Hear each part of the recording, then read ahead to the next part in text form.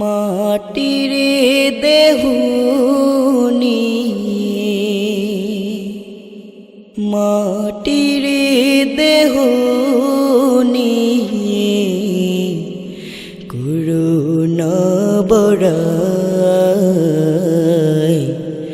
দম ফুরালে দেখবে তোমার আপন কেহ নাই।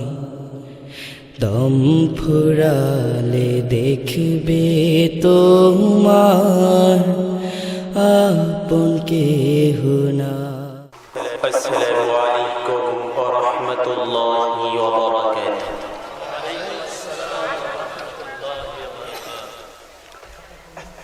আপনাদের মনে হয় ঠান্ডায় ধরছে, ঘুম আসতেছে,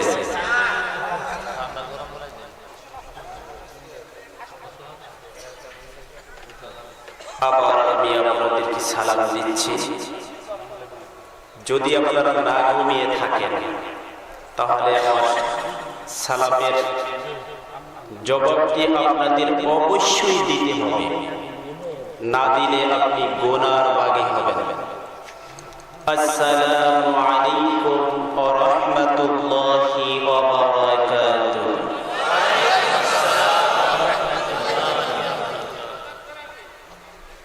আউযু বিল্লাহি মিনাশ শাইতানির রাজীম।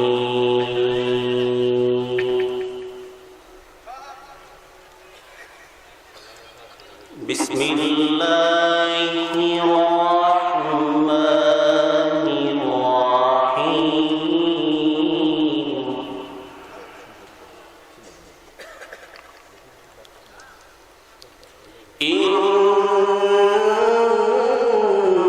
ইন্নাল মুসলিমিনা ওয়াল মুসলিমাত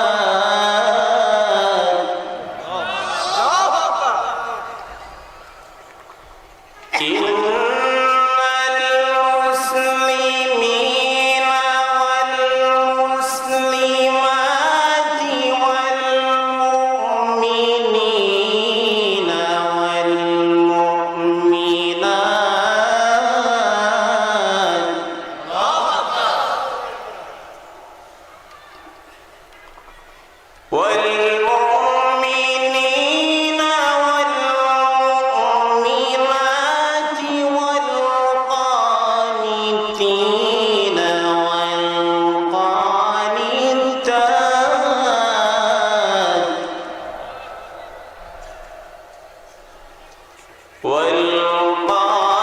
والقانتين والقانتات والصادقين والصادقات والصابرين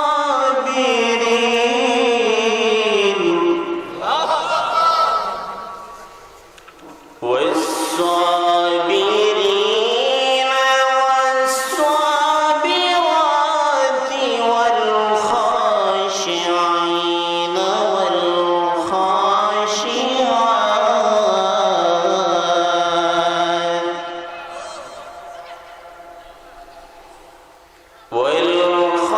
والخاشعين والخاشعات والمتصدقين والمتصدقات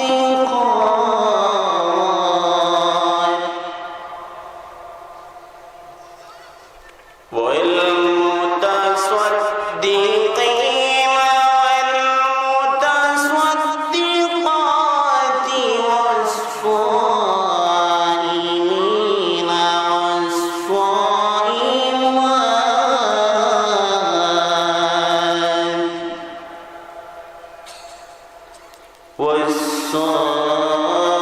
والصائمين والصائمات والحافظين فروجهم والحافظات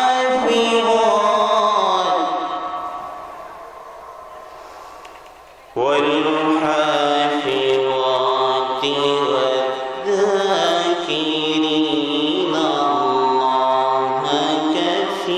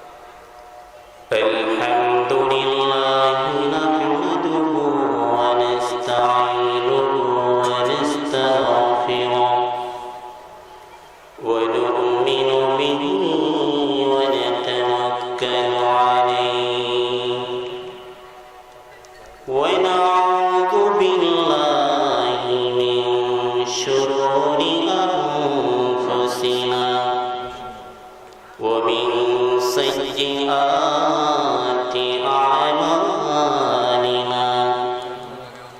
من يهده الله فلا مضل له ومن يضلله فلا هادي له ونشهد أن سيدنا وسندنا وحبيبنا وحبيب قلوبنا محمد الذي أرسله الله تعالى بالحق بشيرا ونذيرا وداعيا إلى الله بإذنه وسراجا منيرا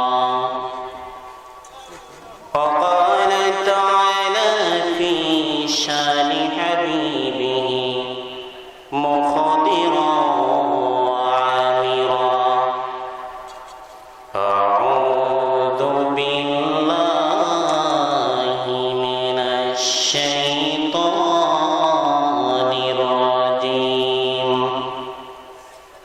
بسم الله الرحمن الرحيم إن الله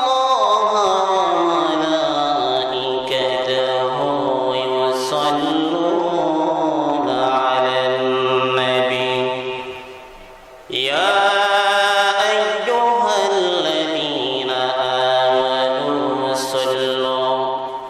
صلوا عليه وسلموا تسليما اللهم صل على প্রাণ ভরে محمد وعلى آل سيدنا একবার নবী পাকের উপরে যদি কেউ দুরূদ ও সালাম পেশ করে আল্লাহ রাব্বুল আলামিন তার গুনার খাতা থেকে 10টি গুনাহ আল্লাহ রাব্বুল আলামিন কেটে দেন। সবাই বলুন সুবহানাল্লাহ। শুধু তাই নয়, এই 10টি গুনাহ কেটে দেওয়ার সাথে সাথে আল্লাহ রাব্বুল আলামিন তার আমলনামার মধ্যে আরো 10টি নেকি দিয়ে পরিপূর্ণ করে দেন। সুবহানাল্লাহ। শুধু তাই নয়, আল্লাহ রাব্বুল আলামিন এই দুরূদ ও সালাম পেশ করার কারণে তাকে জান্নাতের মাকামকে আল্লাহ রাব্বুল আলামিন আরো উপরে তুলে দেন। সুবহানাল্লাহ বলেন। আল্লাহুম্মা সাল্লি আলা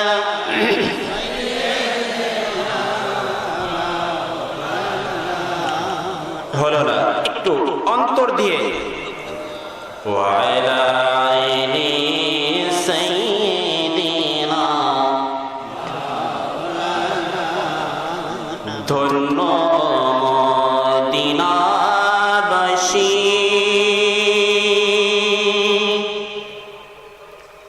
ওরে ধন্য তোদের জীবন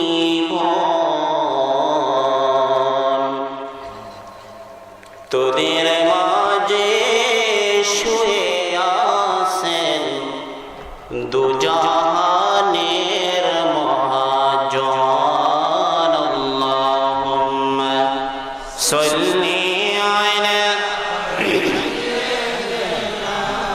মাওলানা মুহাম্মদ ওয়া আলা আইনি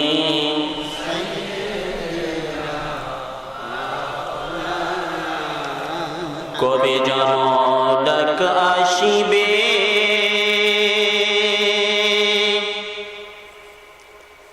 এ ভারী গর সরিতে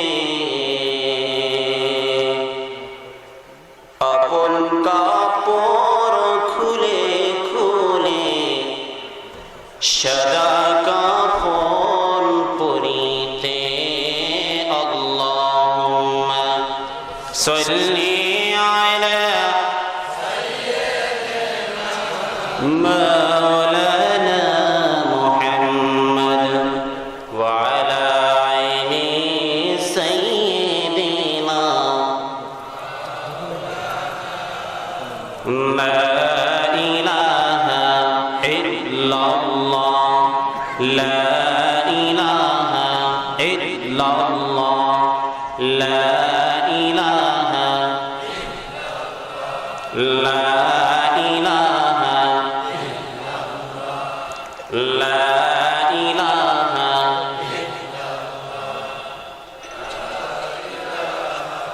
আসিয়া বলেন আল্লাহ আল্লাহ আসিয়া বলেন আল্লাহ আল্লাহ ফেরাউন বলেন তোরে দিব জানা আল্লাহ বলেন ও জিবরাইল খুলে দে জান্নাতের তালা লা ইলাহা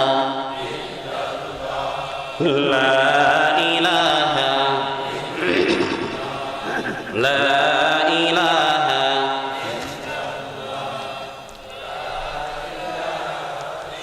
লা ইলাহা ইল্লাল্লাহ মুহাম্মাদুর রাসূলুল্লাহ সাল্লাল্লাহু আলাইহি ওয়াসাল্লাম। শাহপুর পশ্চিমপাড়া জামে মসজিদের উদ্যোগে 25তম বাৎসরিক ওয়াজ মাহফিলের পরম শ্রদ্ধাভাজন সম্মানিত সভাপতি বিশিষ্ট আলেমে দ্বীন হযরত মাওলানা মুহাম্মদ লিয়াকত আলী সাহেব, আমন্ত্রিত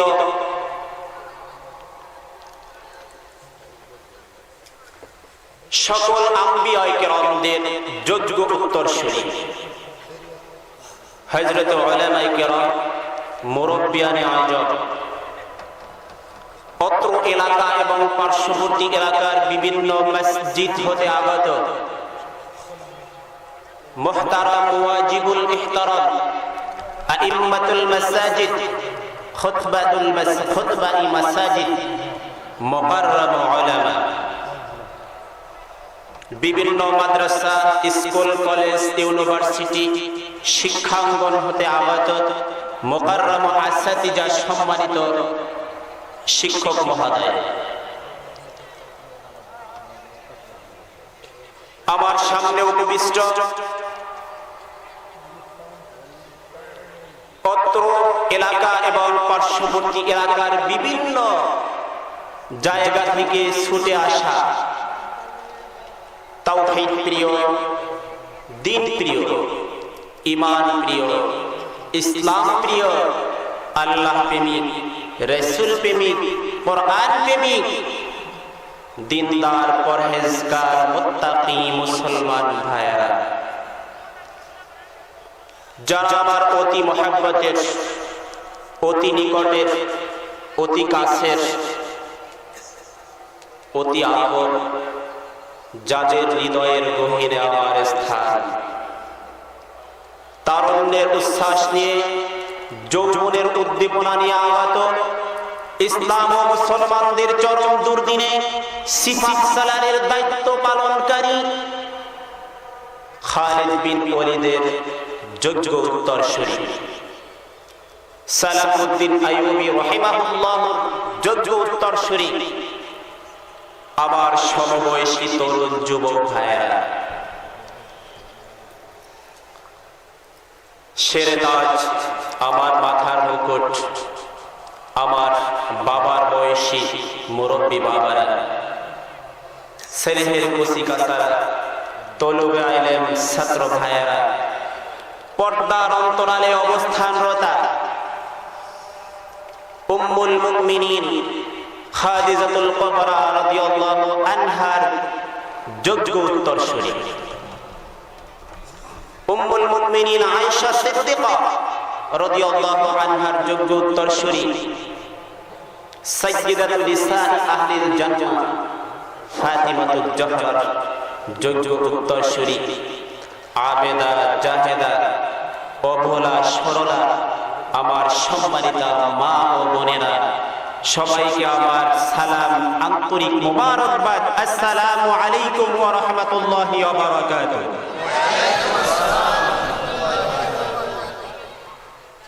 আপনারা কি এখনো ঘুমিয়ে আছেন নাকি? আমি সেই মহান রব্বুল ইজ্জত ওয়াল জালাল তার দরবারে অসংখ্য শুকর এবং নতস্বরে সুজুদ পেশ করছি যে মহান রব্বুল ইজ্জত ওয়াল জালাল আজকে অশান্ত পৃথিবীতে, অশান্ত পরিবেশ হতে আমাদেরকে আল্লাহ রাব্বুল আলামিনের কুদরতি হাত ছানি দিয়ে তার রহমতের কোলে টেনে নিয়ে এই জান্নাতের বাগান বেহেশতের ময়দানে আল্লাহ রাব্বুল আলামিন আমাদেরকে আসার তৌফিক দান করেছেন। সেজন্য মহান পূর্বর শুকরিয়া আদায় করি, আলহামদুলিল্লাহ। সর্বোপরি দরুদ ও সালাম পেশ করছি বিশ্ব মানবতার কান্ডারি সাইয়্যিদুল মুরসালিন রাহমাতাল লিল আলামিন শাফিউল মুজনাবিন শাফিয়ে মাহশার সাকিয়ে কাউসার নবিয়ুল আরব ওয়াল আজাম হাবিবে কিবরিয়া আশরাফুল আনবিয়া দু জাহানের বাদশা নবী মুহাম্মদুর রাসূলুল্লাহ সাল্লাল্লাহু আলাইহি ওয়াসাল্লামের উপর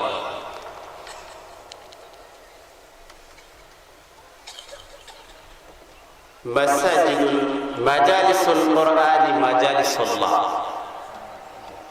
কোরআনের মজলিসটা হলো আল্লাহর মজলিস। কার মজলিস? আমার সাথে একটু আপনারা যদি কথা না বলেন তাহলে আমার কিন্তু আলোচনায় ভালো লাগবে না।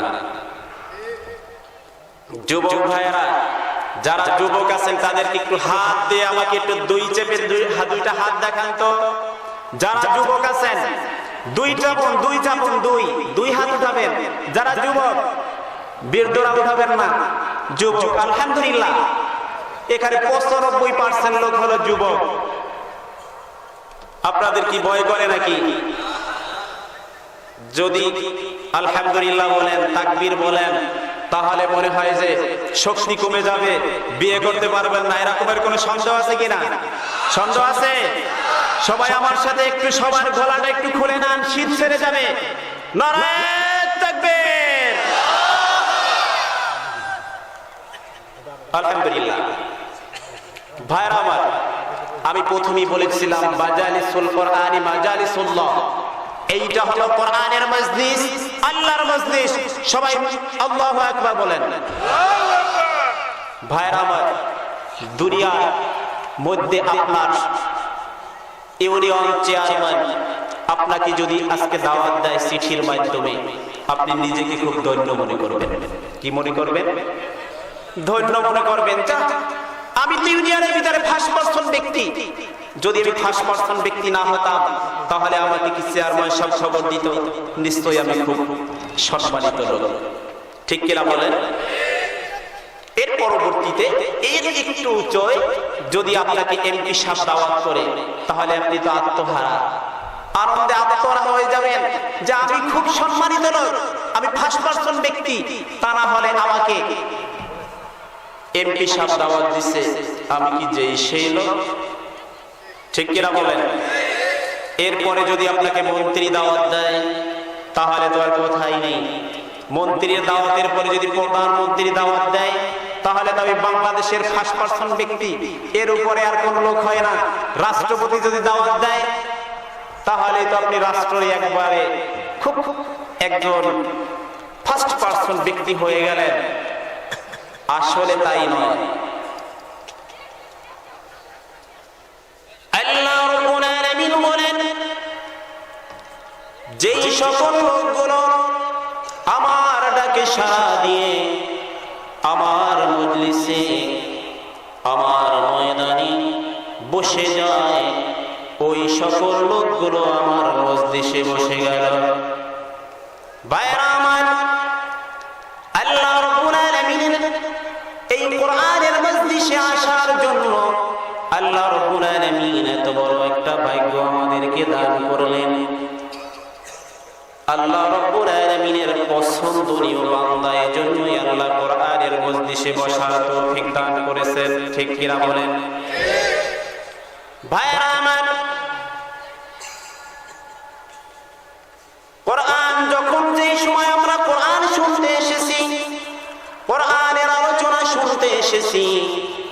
এই সময় দুনিয়ার দিকে চেয়ে দেখেন, কত মানুষ দুনিয়ার আড্ডাবাজির ভিতরে পড়ে আছে, দুনিয়ার তাস খেলার ভিতরে পড়ে আছে, টিভির সামনে বসে আছে। অথচ আল্লাহ রাব্বুল আলামিন এই কোরআনের মজলিসে আসার জন্য তাদেরকে আল্লাহ পছন্দ করেন নাই।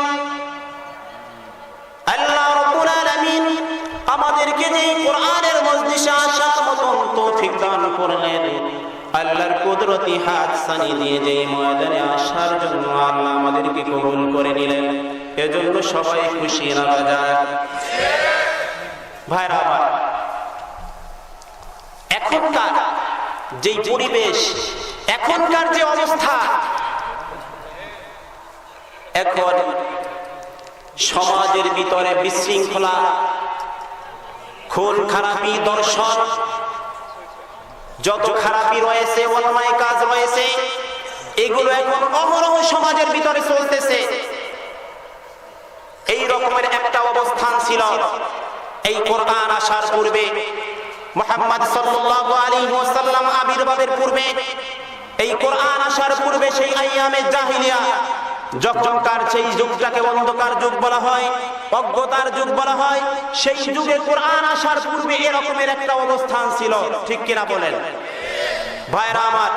এখন কোরআন আল্লাহ রাব্বুল আলামিন মুহাম্মদ সাল্লাল্লাহু আলাইহি ওয়াসাল্লামের উপরে কোরআন নাজিল করার পরে, কোরআন নাজিল করার পরে ওই সময়ের অপস্থিতিগুলো সবগুলো মুছে দিয়েছে কে? এই কোরআন মুছে দিয়েছে। আইয়ামে জাহিলিয়াতের যুগে এমন কোন কাজ ছিল না যে হয় না, এমন কোন অন্যায় কাজ ছিল না যেখানে মানুষগুলো হাতে পায়ে বেঁধে, গলায় রশি বেঁধে বাজারে বিক্রি করার জন্য নিয়ে যাওয়া হতো। কখনকার? আইয়ামে জাহিলিয়াতের সময় কন্যা সন্তানকে জ্যান্ত মাটির মধ্যে পুঁতে দিত। এই মানুষগুলো তখনকারও সেই মানুষ, এখনকারও সেই মানুষ, একই মানুষ। কন্যা সন্তান জন্ম হলে বাবা নিজেকে খুব লজ্জিত মনে করত, নিজেকে খুব হতভাগা মনে করত। সন্তানটাকে, এই মেয়ে সন্তানটাকে তার মায়ের কাছ থেকে নিয়ে যেত, নিয়ে গিয়ে মায়ের সামনে থেকে মরুভূমিতে একটা কুয়া খুঁড়ে সেখানে এই কুয়ার মধ্যে এই সন্তানটির সামনে রেখে কুয়া খোঁড়া শুরু করত। আর এই সন্তানটি মার কাছে জিজ্ঞাসা করত, বাবার কাছে জিজ্ঞাসা করত, বাবা তুমি এখানে কুয়া খুঁড়তেছো কেন? বাবা বলতো, একটু পরে তুমি বুঝবে। এই সন্তানটির কাছে যখন সন্তানটি বাবার কাছে প্রশ্ন করত, বাবা এই মরুভূমির মধ্যে তুমি কেন কুয়া খুঁড়তেছো? বাবা বলতো, একটু পরে তুমি বুঝবে। এরপরে কুয়া খুঁড়তে খুঁড়তে যখন ওই বাবার কাপড়ে মাটি লেগে যেত, মাটি লাগার পরে ওই ছোট্ট সন্তান বাবার কাপড়ের মাটিগুলো মুছে দিত আর বলতো, বাবা তুমি এই মরুভূমির মধ্যে মাটি খুঁড়তেছো, তোমার কাপড়ে মাটি লাগতেছে, আমি মাটিগুলো একটু মুছে দেই। এই সন্তানটা ওই বাবার কাপড় থেকে মাটিগুলো মুছে দিত। আবার কতক্ষণ পরে কুয়াটা খোদার পরে সন্তানটি বাবার কাছে জিজ্ঞাসা করতো, বাবা তুমি এখন এখানে কুয়া খুঁড়তেছো কেন? যখন এই কুয়াটা খোদা হয়ে গেল, এই সন্তানটিকে ওই কূপের ভিতরে ওই বাবা ফেলে দিত। সন্তানটি ডাক দিয়ে বাবাকে বলতো, বাবা তুমি আমাকে কূপের মধ্যে কেন ফেলে দিলে? কূপের মধ্যে কেন ফেলে দিলে? বাবা বলতো, আমি তোমার সাথে একটু তামাশা করতেছি।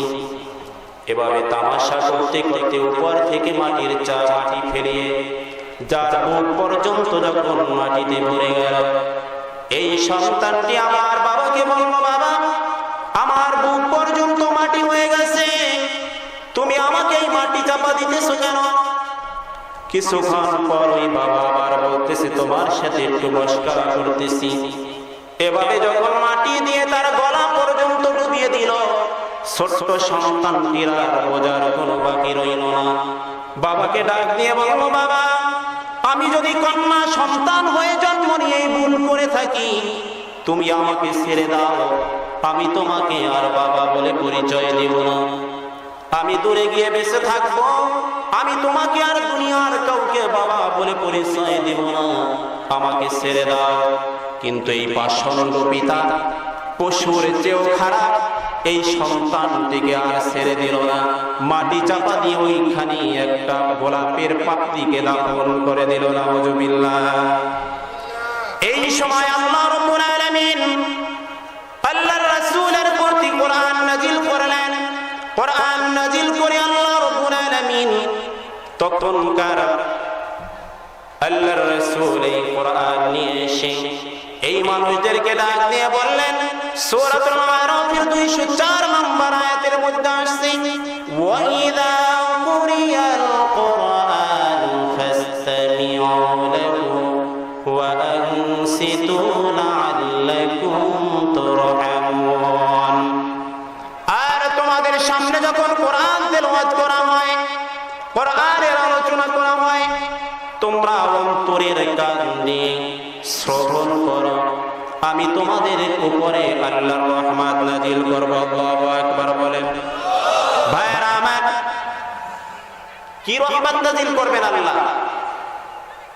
আল্লাহ রাব্বুল আলামিন এই কথাটা সূরাতুল হামিম সাজদার ভিতরে 30 নম্বর আয়াতের মধ্যে আল্লাহ বলেন, তাতানাজ্জালু আলাইহিমুল মালাইকাতু আল্লা তাখাফু ওয়া লা তাহজানু ওয়া আবশিরু বিল জান্নাতিল্লাতী কুনতুম তুআদুন। যখন তোমরা কোরআন শুনবে, কোরআন শোনার পরে আমি তোমাদের উপরে রহমত নাজিল করব। রহমত নাজিল করব না শুধু, তাতানাজ্জালু আলাইহিমুল মালাইকা, আমি ফেরেশতা বর্ষণ করব। এই ফেরেশতারা এসে বলবেন, আল্লাহ তাখাফু, তোমাদের কোনো ভয় নেই, ওয়ালা তাহজানু, তোমরা চিন্তিত হবে না, ওয়া আবশিরু বিল জান্নাহ, তোমাদের জন্য সুসংবাদ হলো জান্নাত। সুবহানাল্লাহ বলেন। ভাইরা আমার, কোথায় এসেছেন? কোথায় এসেছেন? কোরআন শুনতে এসেছেন। কোরআন শুনতে এসেছেন। আল্লাহর ফেরেশতা আপনাদেরকে সুসংবাদ দেয়, আল্লাহ তাখাফু,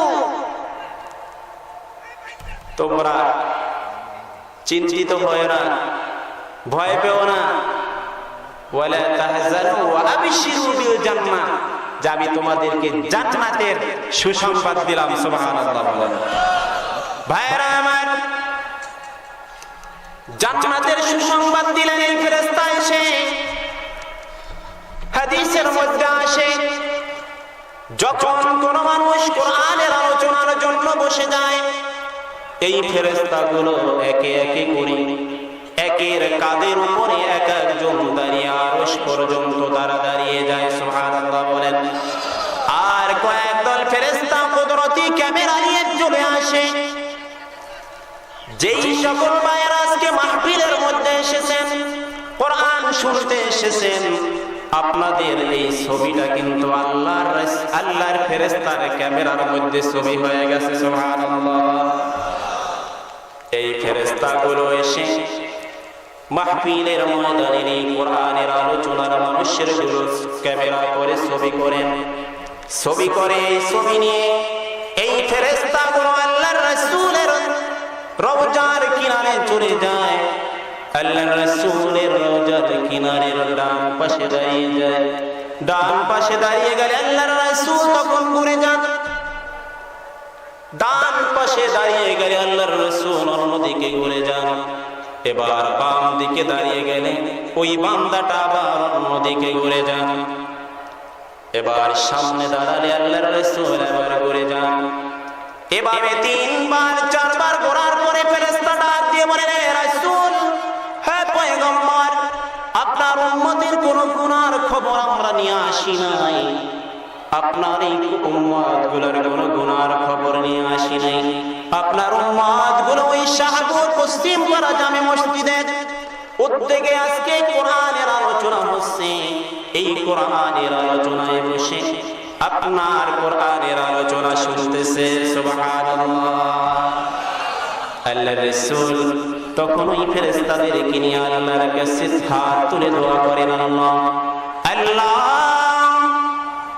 ওই শাহপুর মসজিদের উদ্যোগে মাহফিলের ময়দানে যেই সকল লোকগুলো আজকে বসে গেল, তুমি আমার এই উম্মতগুলোকে তুমি খালি হাতে ফেরাইয়া দিও না। এই উম্মতগুলোকে তোমার তার আমলনামা থেকে সকল গুনাহগুলো তুমি কেটে দাও।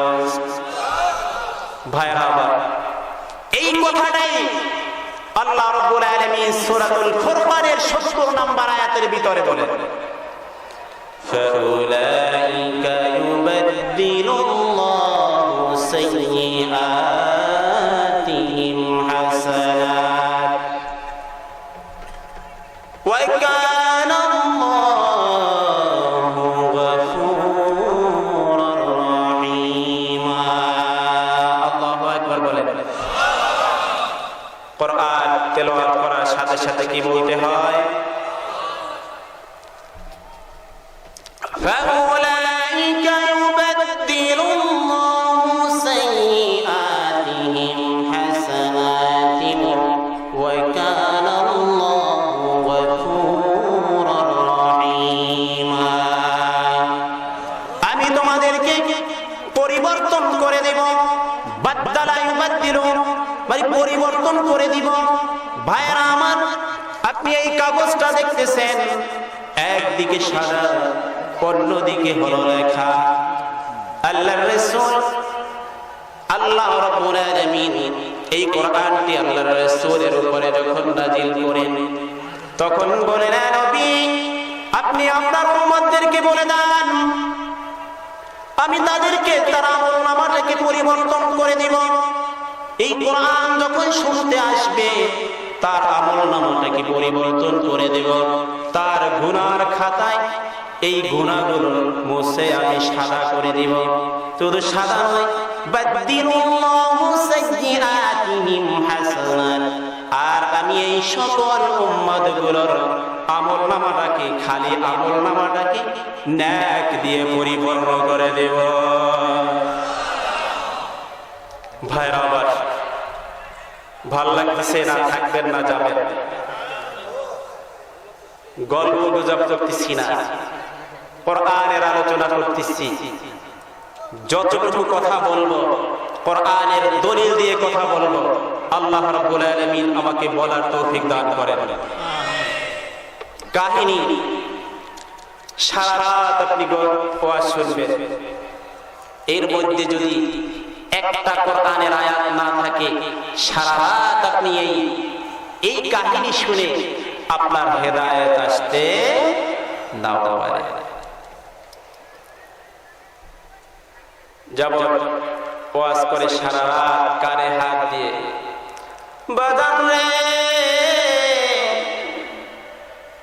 হরিণ একটা বান্দা ছিল গাছের তলায়। কোথায় হরিণ? কি গাছ বান্দা ছিল? হাদিসেও নাই, কোরআনেও নাই। এর নাম কি? ওয়াজ নয়। ভাইরা আমার, হেদায়েতপূর্ণ কথা শুনতে হবে। সবাই শোনার জন্য রাজি আছেন না? আল্লাহু আকবার বলেন। একটু সামনের দিকে আগিয়ে বসেন।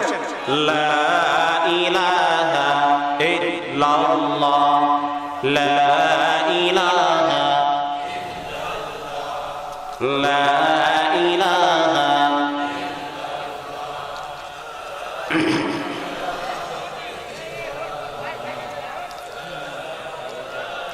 বন্ধুরা আমার, যখন আল্লাহ রাব্বুল আলামিন এই আয়াতকে নাযিল করলেন আর বললেন, যখন এই বান্দাগুলো কোরআনের আলোচনা শুনবে কোরআনকে মেনে নিবে, আমি তার জীবনের সকল আমলনামাকে পরিবর্তন করে দেব। যার আমলনামায় গুনাহ রয়েছে এই গুনাহকে কেটে আমি নেক দিয়ে পরিপূর্ণ করে দেব। মানুষগুলো কোরআন শোনা শুরু করলো, কোরআনের জন্য পাগল হয়ে গেল। এই কোরআনের জন্য যখন পাগল হয়ে গেল, ওই সময়ের নেতা ছিল আবু জাহেল। আবু জাহেল চিন্তা করলো, কোরআন মানুষ শোনা শুরু করেছে, আমার তো এখন রাজত্ব শেষ, আমার তো সময় শেষ। তখন কি করিতে হবে? জনসভা করিতে হবে। ভাই সব, মক্কার নিকটে এক জনসভা। এই জনসভায় প্রধান অতিথি হিসাবে বক্তব্য রাখবেন মক্কার নেতা, গণমানুষের নেতা আবুল হাকাম। আবু জাহেলের নাম ছিল কি? আবুল হাকাম। এই আবুল হাকাম তিনি মক্কার হেরেমের নিকটে দাঁড়িয়ে একটা জ্বালাময়ী বক্তব্য দিয়েছিলেন। সুন্দর যে একটা তখনকার জনগণের সামনে বিশাল একটি বক্তব্য দিয়েছিলেন। এই বক্তৃতাটাও আল্লাহ রাব্বুল আলামিন কোরআনের ভিতরে কোট করে শেষ করে দিয়েছেন, যাতে এই আবু জাহেলের দলেরা আজ 1400 বছর পরেও এই কোরআনের যে এই বক্তৃতাটা তারা যেন খেয়াল করতে পারে, তারা যেন এই কোরআন দেখে তারা বুঝে নিতে পারে। সবাই বলে সুবহানাল্লাহ। আবু জাহেল এই বক্তৃতাটা সূরাতুল হামিম সাজদার 26 নম্বর আয়াতের ভিতরে আল্লাহ রাব্বুল আলামিন বলেন, ওয়া ক্বালাল্লাযীনা কাফারু লা তাসমাউ লিহাদাল কুরআন। মক্কার সেই কাবার পাশে দাঁড়িয়ে তখন এই মানুষগুলোকে লক্ষ্য করে আবু জাহেল বললেন, ও মক্কাবাসী, ওয়াকালাল্লাযীনা কাফারু লা তাসমাউ, তোমরা এই কোরআনকে শ্রবণ করো না। লা তাসমাউ লিহাদাল কুরআন, এই কোরআনকে তোমরা শ্রবণ করো না। আপনারা এখানে যারা এসেছেন সব কি এক দলের লোক? এক দলের লোক? আমি যদি আপনাদেরকে বলি যে এই লোকগুলো সব আওয়ামী লীগের, আমার কথা কি ঠিক? যদি বলি লোকগুলো সব বিএনপির, কথা কি ঠিক? এখানে সব দলের লোক রয়েছে। আবু জাহেলের সেই বক্তৃতায়, আবু জাহেলের সেই জনসভায় তখনও দুই শ্রেণীর লোক ছিল।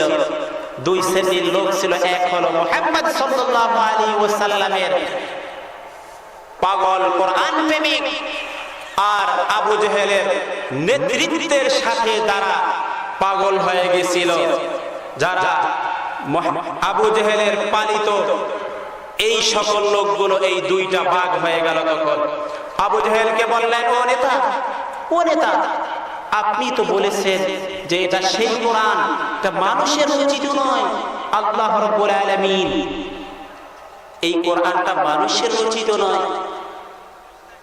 আপনি তো বলেছিলেন ফালিয়াবুদু রাব্ব হাযাল বাইত, আমরা যে এই বাইতুল্লাহর সৃষ্টিকর্তা, এই কাবার মালিক, আমরা যে তার ইবাদত করতেছি, আপনি যেই কাবার সামনে দাঁড়িয়ে আজকে বক্তৃতা দিচ্ছেন সেই আল্লাহরই তো এই কোরআন, আপনি কেন বলতেছেন এই কোরআনকে তোমরা শ্রবণ করো না? আবু জাহেল বললেন, ওয়ালগাউ ফীহি লাআল্লাকুম তাগলিবুন। হ্যাঁ মক্কাবাসী, তোমরা যতদিন পর্যন্ত এই কোরআনকে শ্রবণ না করবে ততদিন পর্যন্ত আমাদের কাছে এই নেতৃত্ব থাকবে। আর যদি মুহাম্মদ সাল্লাল্লাহু আলাইহি ওয়াসাল্লামের উপরে নাযিলকৃত কোরআনকে তোমরা শ্রবণ করো, আর এই কোরআনকে যদি তোমরা তেলাওয়াত করো, এই কোরআন অনুযায়ী যদি তোমরা তোমাদের জীবন পরিচালনা করো, তাহলে তোমাদের কাছ থেকে এই নেতৃত্বটা ওই মুহাম্মদ সাল্লাল্লাহু আলাইহি ওয়াসাল্লামের উপরে চলে যাবে।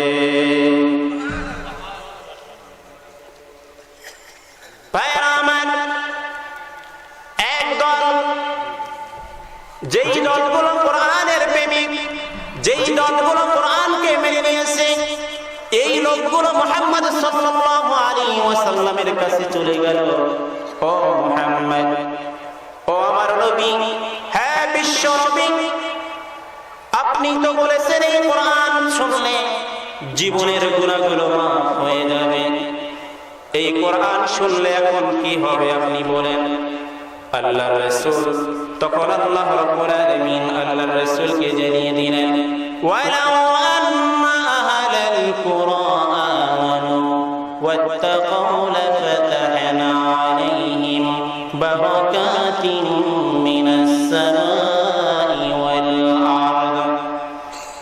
আর যদি তোমরা এই কোরআনকে ঈমানের সাথে, আল্লাহ রাব্বুল আলামিনকে ভয়ের সাথে যদি এই কোরআনকে তোমরা মেনে নাও, আসমান এবং জমিনের মধ্যে সকল জায়গাটাকে আল্লাহ রাব্বুল আলামিন রহমত দিয়ে ভর্তি করে দিবেন। সুবহানাল্লাহ। এই কোরআনকে মেনে নিয়েছিল মদিনার মানুষ, মক্কার মানুষ। মক্কার মানুষ কোরআনকে মানার কারণে আল্লাহ রাব্বুল আলামিন এই মক্কার ভিতরে 4টি সম্পদ দিয়েছেন, 4টি খনিজ সম্পদ। কয়টি সম্পদ দিয়েছেন? 4টি খনিজ সম্পদ দিয়েছেন। এক নম্বরে হলো স্বর্ণ। কে দিয়েছেন? স্বর্ণ, তেল, পাথর, কয়লা। কয়টা সম্পদ হলো? 4টা।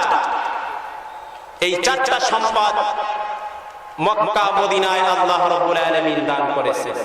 এই কোরআনে এই আয়াতের মধ্যে আসছে, ওয়ালাউ আন্না আহলাল কুরআ আমানু ওয়াত্তাকাউ লাফাতাহনা আলাইহিম বারাকাতিন মিনাস সামাই ওয়াল আরদ। যখন এই মানুষগুলো, যখন এই জাতি কোরআনকে মেনে নিবে, কোরআনকে ভয়ের সাথে মেনে নিবে, এই কোরআনের অনুসরণ করবে, আমি এই বান্দাগুলোর হাতের নাগালে আমি এই সব সম্পদগুলো দান করে দেব। সুবহানাল্লাহ বলেন। ভাইরা আমার, আপনারা ভেবেছেন ওই মক্কা মদিনার মধ্যে 4টি সম্পদ আল্লাহ দান করেছেন। শুধু তাই নয়, আমার জ্ঞান দিয়ে আমি যতগুলো রাষ্ট্রের ব্যাপারে আমি গবেষণা করেছি, যতগুলো রাষ্ট্র নিয়ে জানার চেষ্টা করেছি, এই বাংলাদেশের মতন এত সুন্দর, এত সম্পদ আল্লাহ রাব্বুল আলামিন কাউকে দান করেন নাই। সুবহানাল্লাহ। কোথায় কি আছে একটু ঘুরে আসি। পার্বত্য চট্টগ্রাম পাহাড়ের নিচে স্বর্গ। আমার কথা নয়, দার্শনিক বিজ্ঞানীদের কথা। পার্বত্য চট্টগ্রাম পাহাড়ের নিচে স্বর্ণের খনি, শেষ মাটি দ্বীপের নিচে তৈলের খনি, বাংলাদেশের বিভিন্ন জায়গার মধ্যে তৈলের খনি। গ্যাস তো বাংলাদেশের একটি প্রধান সম্পদ, ঠিক কিনা বলেন? রংপুরের ভিতরে পাথর, যেখান থেকে প্রতিদিন শত শত গাড়ি ভরে পাথর বাংলাদেশের বিভিন্ন জায়গায় চালনা করা হয়। এই সম্পদটা কে দিয়েছেন? এই সম্পদটা আল্লাহ রাব্বুল আলামিন কেন দিয়েছেন? যেই দেশের মানুষ ফজরের ঘুম ভাঙে আজান দিয়ে, ফজরের আজানের মাধ্যমে যেই সকল মানুষগুলোর ঘুম ভাঙে, 5 ওয়াক্ত নামাজ মসজিদের জামাতের সাথে আদায় করে, যেই দেশের মানুষ লক্ষ লক্ষ মানুষ ওলামায়ে কেরাম, 95% মানুষ হলো মুসলমান। যেই দেশের মানুষ ওয়াজ মাহফিল হলে সারাদিন তারা ভ্রমরের মতো ছুটে এসে ময়দানে বসে থাকে, এই মানুষগুলোকে আল্লাহ রাব্বুল আলামিন কি এই রহমতগুলো দিতে পারেন কিনা বলেন? ভাইরা আমার, এই বাংলাদেশ একটা স্বর্ণের টুকরা দেশ। কিসের দেশ? স্বর্ণের টুকরা দেশ। যখন এই মানুষগুলো এই কোরআনের এই আয়াতের উপরে যখন চিন্তা গবেষণা করবে, তখন আল্লাহ রাব্বুল আলামিন এই সম্পদগুলো এই বান্দাদের প্রত্যেকের হাতের নাগালে এনে দিবেন। সবাই সুবহানাল্লাহ বলুন। ভাইরা আমার, আর যদি মানুষ বলে আমি এই কোরআনকে মানব না, কোরআনকে মানব না। এই কোরআনকে যদি আপনি বলেন মানব না, আল্লাহর রাসূল কোরআনুল কারীমের মধ্যে আসে হাশরের ময়দানে আল্লাহর রাসূল আপনাকে আসামি করে আল্লাহর রাসূল নিজে মামলা করবেন। কে মামলা করবেন? ভাইরা আমার, মাঝে একটা ক্লাসে একটা ছাত্রের রোল নাম্বার হলো 82। কত? 82। 82 ছাত্রওয়ালা হেডমাস্টারের রুমের সামনে দাঁড়িয়ে বলে, স্যার ছুটি দেন, ছুটি দেন, না দিলেও যাব, দিলেও যাব। বুঝতে পারছেন? ছুটি দিলেও যাব, না দিলেও যাব। রোল নাম্বার কত? 82। হেডমাস্টার স্যার বললেন, তোরে দিয়ে কিছু হবে না, তুই একটা ওয়াজাতের কর, যা। ছাত্রটি চলে গেল, ভাবলো যে আমাকে ছুটি দিছে। স্যার কি তারে ছুটি দিছে? ছুটি দিছে? জানে এই 82 রোল নাম্বারের ছাত্র, ওরে দিয়ে কিছু হবে না, ও যাবে, যাইতে বললেও যাবে, না বললেও যাবে। আর 1 থেকে 10 নম্বরের ছাত্রগুলো যে এরা কি কখনো ক্লাস থেকে ভেঙে যায়? যায়। তাদের একটা টার্গেট থাকে। টার্গেট কি? যে আমাকে, আমি ক্লাস 3 তে পড়তেছি, আমার 5ম শ্রেণীতে পিএসসি তে ভালো একটা রেজাল্ট করতে হবে, জিএসসি তে আমার একটা রেজাল্ট করতে হবে, এসএসসি তে ভালো একটা রেজাল্ট করতে হবে, ইন্টারমিডিয়েটে ভালো একটা রেজাল্ট করতে হবে, আমাকে এভাবে ভালো লেখাপড়া করে ফার্স্ট ক্লাস অফিসার হতে হবে। এরকমের আমাদের এই মাহফিলের দেখবেন কিছু লোক উঠে চলে যাবে। আপনি ওকে যদি শিকল দিয়েও বাঁধেন, আপনি রাখতে পারবেন না ওকে। ওর কোনো টার্গেট নেই, জান্নাতে যাবে না কি করবে, ওর কোনো টার্গেট নেই। আসছিল একটু কান শোনার জন্য, কান সুখ করার জন্য, চলে গেছে। আপনি পিছে পিছে যান, গিয়ে দেখেন রাস্তার ফাঁকে দাঁড়িয়ে সে বাম্বু টানতেছে। কি টানতেছে? বাম্বু টানতেছে। বাম্বু টানতেছে, তারে একবার অযথা দোকানে গিয়ে চা খাইতেছে, এবং দেখবেন সে বাম্বুটি নিয়ে ধোয়া ছেড়ে আবার দেখতেছে কত দূর যায়। ঠিক কিনা বলেন? ঠিক কিনা ভাইরা আমার? এজন্য কিছু লোক ছুটে যাবে, যেই সব লোকগুলো এই ময়দান থেকে এই কোরআনের আলোচনা যার ভালো না লাগবে, আল্লাহ রাব্বুল আলামিনের কথা। কার কথা? আল্লাহ রাব্বুল আলামিনের কথা। যারা কোরআনের আলোচনা করে তারা জাহান্নামে যেতে পারে না, পারে না। যারা কোরআনকে ভালোবাসে, কোরআনকে শ্রবণ করে, এই লোকগুলো হলো জান্নাতি। যারা এভাবে যাওয়ার জন্য ব্যস্ত, মরে গর্বের শয়তানে ধরেছে। ভাইরা আমার, বলতেছিলাম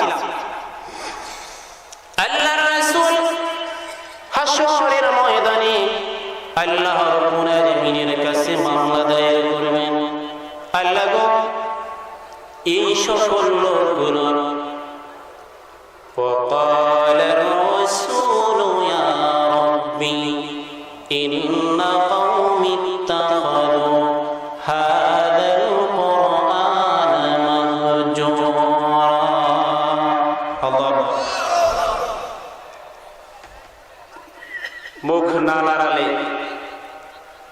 মুখ না লড়ালে শীতে ধরবে। কিন্তু যুবক ভাইয়েরা, যদি একটু শরীর না চলে তাহলে বিয়ে করবেন কেমনে? এখনই শরীর চলে না, কেমনে বিয়ে করবেন? আল্লাহু আকবার বলতে পারেন না, সুবহানাল্লাহ তাকবীর দিতে পারেন না। ভাইরা আবার,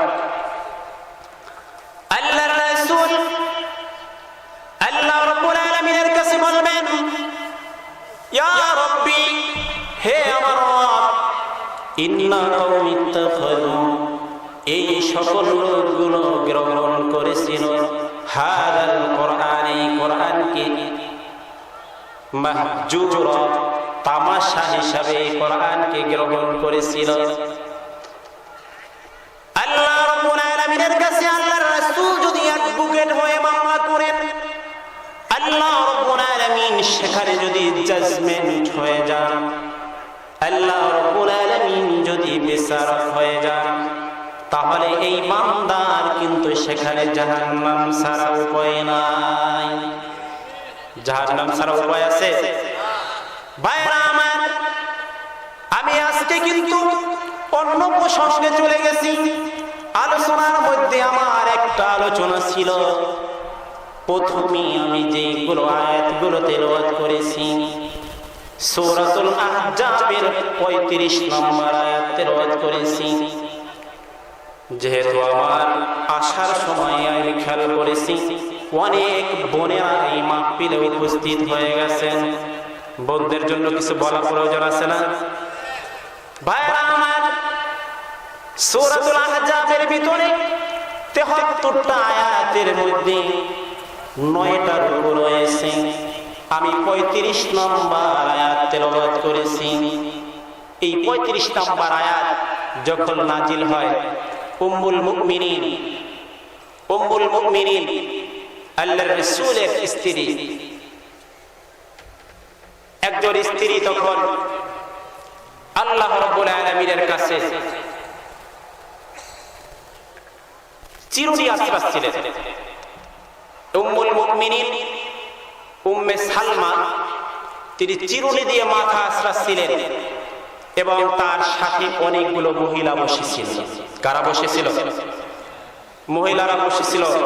তখন তিনি বলতেছিলেন এবং আলোচনা করতেছিলেন যে আল্লাহ রাব্বুল আলামিন মনে হয় কোরআনের মধ্যে শুধু পুরুষদেরকে নিয়ে আলোচনা করেছেন, পুরুষদেরকে নিয়ে আলোচনা করেছেন, মনে হয় নারীদেরকে নিয়ে কোনো আলোচনা করেন নাই। ইতিমধ্যে পাশের রুম থেকে আল্লাহর রাসূলের কণ্ঠ বেজে আসলো। কে আসলো? আল্লাহর রাসূলের কণ্ঠ বেজে আসলো। তখন শুনতেছিলেন আল্লাহর রাসূল সূরাতুল আহজাবের 35 নম্বর আয়াত তেলাওয়াত করেন। জিবরাইল আলাইহিস সালাম পাশে, জিবরাইল আলাইহিস সালাম রাসূলকে বলেন, হে নবী, আপনি আপনার স্ত্রীদেরকে জানান কোরআনের মধ্যে পুরুষদের আলোচনাই করেন নাই, সমানভাবে নারীদেরকে নিয়েও আলোচনা করেছেন। সুবহানাল্লাহ। সূরাতুল আহজাবের মধ্যে আল্লাহ রাব্বুল আলামিন মুমিনের 10টি গুণ আল্লাহ রাব্বুল আলামিন এখানে উল্লেখ করেছেন। এর মধ্যে প্রথম গুণটা হলো ইন্নাল মুমিনিনা ওয়াল মুসলিমাত, মুসলমান পুরুষ এবং মুসলমান নারী। কয়টি গুণ থাকতে হবে একটা মুমিনের? বলেন, কয়টা গুণ থাকতে হবে? 10টা গুণ। 10টা গুণের মধ্যে 1 নাম্বার গুণ হলো তাকে কি হতে হবে? মুসলমান। আসেন এবার মুসলমান কোথা থেকে আসলো? মুসলমান, আল্লাহ রাব্বুল আলামিনের নাম হলো সালাম। আল্লাহর নাম কি? সালাম। দুনিয়ার যদি কোনো মানুষের নাম রাখা হয় সালাম, তিনি হবেন আব্দুস সালাম। কি হবেন? আব্দুস সালাম। আল্লাহর নাম সালাম, তিনি দিলেন ইসলাম। এই ইসলামটাকে 2 কেরাতে পড়া যায়, সালমুন আর হলো সিলমুন। উলামায়ে কেরাম যারা রয়েছেন তারা ভালো বুঝবেন, সালমুন আর হলো সিলমুন। আসলামা ইউসলিমু ইসলামান ফাহুয়া মুসলিমুন। এই মুসলমান শব্দের অর্থ হলো আত্মসমর্পণকারী। অর্থ কি? আত্মসমর্পণকারী। পয়গম্বর ইব্রাহিম আলাইহিস সালামকে আল্লাহ রাব্বুল আলামিন বললেন, আসলিম, হে পয়গম্বর, আপনি আত্মসমর্পণ করেন। পয়গম্বর ইব্রাহিম বললেন, ক্বালা আসলামতু লিরাব্বিল আলামিন, আমি আল্লাহ রাব্বুল আলামিনের নিকট আমি আত্মসমর্পণ করলাম। পক্ষান্তরে আবার পয়গম্বরকে আল্লাহ রাব্বুল আলামিন পরীক্ষা করার জন্য, তার আত্মসমর্পণটা পরীক্ষা করার জন্য আল্লাহ রাব্বুল আলামিন বললেন, ইব্রাহিম আপনি আমি আল্লাহর নামে কুরবানি দান করেন। কি করেন? কুরবানি দান। এটা আপনাদের পুরো ইতিহাস অনেকবার শুনেছেন, তারপরে আমি অল্প একটু টাচ দিয়ে যাই। আপনি কুরবানি করেন। পয়গম্বর ইব্রাহিম অনেকগুলো বকরি জবাই করে দিলেন। দ্বিতীয়বার আবার বললেন, ইব্রাহিম আপনি কুরবানি করেন। দ্বিতীয়বারেও আবার অনেকগুলো বকরি জবাই করে দিলেন। তৃতীয়বার আবার বললেন, পয়গম্বর আপনি কুরবানি করেন। তৃতীয়বারেও আবার অনেকগুলো বকরি জবাই করে দিলেন। এরপরে আল্লাহ রাব্বুল আলামিন বললেন, লান তানালুল বিররা হাত্তা তুনফিকু মিম্মা তুহিব্বুনা ওয়া মা তুনফিকু মিন শাইইন। প্রিয় বস্তু কুরবানি না দিয়ে আপনি প্রিয় পাত্র হতে পারবেন না। সুবহানাল্লাহ। ভাইরা আমার, এই আয়াতটা যখন নাজিল হলো, এই কথা যখন আল্লাহর পয়গম্বরকে জানিয়ে দিলেন, আল্লাহ রাব্বুল আলামিন জানিয়ে দিলেন, পয়গম্বরের সাথে যেই ঘটনাটা ঘটেছে সেটা কোট করে কোরআনের মধ্যে আল্লাহ দিয়ে দিলেন। ইব্রাহিম আলাইহিস সালামকে বললেন, আপনি প্রিয় পাত্র যদি আপনি কুরবানি না করেন তাহলে আপনি প্রিয় পাত্রে পরিণত হতে পারবেন না। একটু খেয়াল করে শোনেন ভাইরা আমার,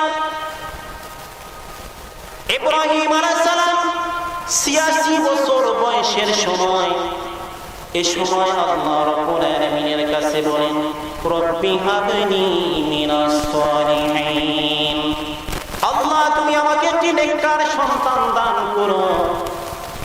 আল্লাহ রাব্বুল আলামিন পয়গম্বরের দোয়াটাকে কবুল করে নিলেন। দোয়াটা আল্লাহর কাছে মঞ্জুর হয়ে গেল। এরপরে স্বপ্নে দেখলেন যে তোমাকে প্রিয় পাত্র কোরবানি করতে হবে। প্রিয় পাত্র যদি তুমি কোরবানি না করো তাহলে প্রিয় পাত্রে পরিণত হতে পারবে না। ইসমাঈল আলাইহিস সালামের বয়স 10 বছর। কয় বছর? 10 বছর। ইসমাঈলকে নিয়ে মরুভূমিতে চলে গেলেন, সাথে ছুরি নিলেন, রশি নিলেন। পথিমধ্যে ইসমাঈলকে ডাক দিয়ে বললেন, ইয়া বুনাইয়া ইন্নী আরা ফিল মানাম আন্নী আযবাহুকা ফানজুর মাযা তারা।